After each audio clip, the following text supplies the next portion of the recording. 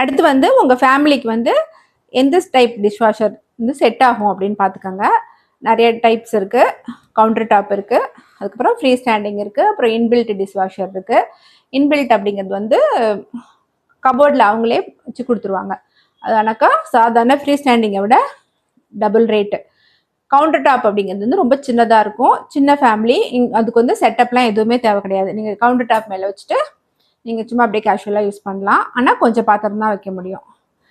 Free standing dishwasher நீங்கள் வாங்கினீங்கன்னாக்கா washing machine மாதிரி தான். ஒரு இன்லெட்டு, ஒரு அவுட்லெட் வேணும், அப்புறம் ஒரு கரண்ட்டு இபி கனெக்ஷன் ஒன்று கொடுத்துடணும்.